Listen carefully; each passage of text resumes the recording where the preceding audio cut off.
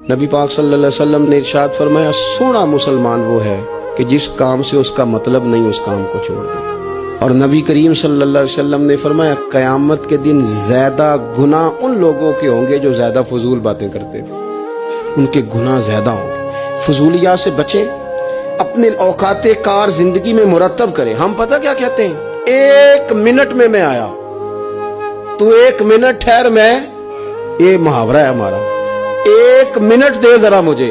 تو میں اکثر دوستوں سے کہتا ہوں کہ جو 1 منٹ ہے نا اسے کیوں ضائع کرتے ہو، کیوں کہتے ہو 1 منٹ ٹھہر، کیوں ٹھہرے بھائی؟ آپ کو پتہ ہے منٹ میں کیا ہوتا ہے؟ 1 منٹ میں 6 دفعہ سورۃ اخلاص پڑھی جا سکتی ہے اور 2 قرآن پاک پڑھنے کا ثواب ہے۔ 1 منٹ کے اندر 26 مرتبہ کہا جا سکتا ہے سبحان اللہ و بحمدہ سبحان اللہ العظیم۔ اور یہ وہ کلمات ہیں کہ نبی پاک علیہ السلام نے فرمایا زبان سے کہنے آسان ہیں، میزان عمل پر ان کا بڑا وزن ہے، اور یہ تمہارے رب کے بڑے پیارے جملے ہیں، اللہ کو بڑے محبوب ہیں یہ کلمات۔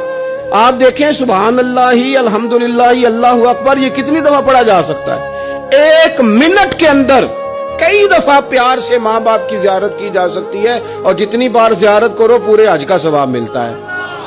1 منٹ کے اندر فون اٹھا کے کسی مریض کی عیادت کی جا سکتی ہے، اور میرے نبی پاک صلی اللہ علیہ وسلم نے فرمایا جب تم مریض کی عیادت کرتا ہے تو خدا کی رحمت کا دریا بہہ رہا تھا، تو نے اس میں غوطہ لگا لیا ہے۔ 1 منٹ کے اندر تو کمال ہو جاتا ہے، لیکن شرط یہ ہے کہ اس منٹ کو ضائع نہیں کرنا، اس منٹ میں کچھ کر جائیں۔